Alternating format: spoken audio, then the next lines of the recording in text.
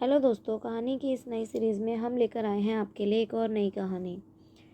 इस कहानी में मैं एक लड़की का रोल निभा रही हूँ। दोस्तों, अगर अभी तक आपने हमारा चैनल सब्सक्राइब नहीं किया है तो प्लीज़ सब्सक्राइब कर लीजिए।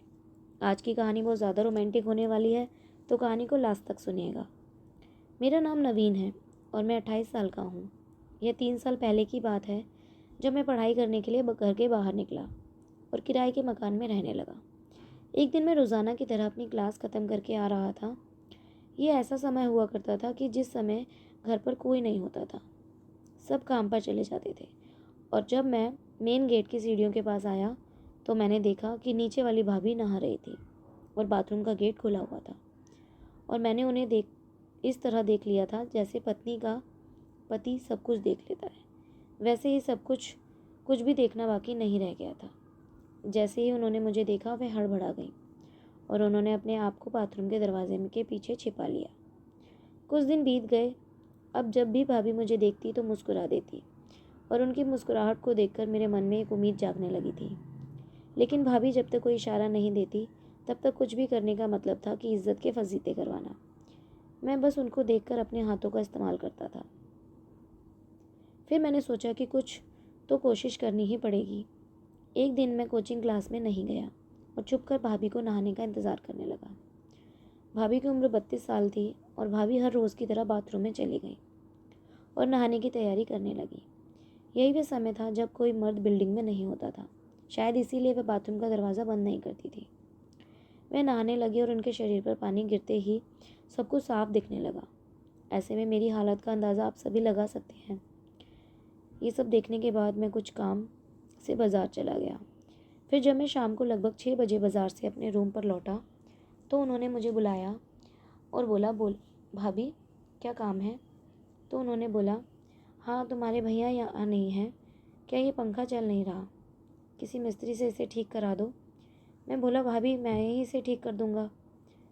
मैं उनके बेड पर चढ़ा और पंखा देखने लगा और जैसे ही मैंने नीचे देखा तो मेरी नज़र उनके संतरों पर पड़ गई और मुझे सब कुछ दिख रहा था। भाभी ने मेरी नज़र को पढ़ लिया और कहने लगी, क्या देख रहे हो? मैंने कहा, कुछ भी तो नहीं। भाभी बोली, रहने दो, मुझे पता है तुम क्या देख रहे हो और मैं ये भी जानती हूँ कि आज सुबह तुम मुझे नहाते हुए देख रहे थे। भाभी के मुंह से ये सब सुनकर मैं एकदम डर गया और मैं उन्हें कहने लगा कि प्लीज़ भाभी, मुझे माफ़ कर दो, मैं ये हरकत आगे से नहीं करूँगा और प्लीज़ ये बात किसी को मत बताना, नहीं तो सब मुझे यहाँ से निकाल देंगे।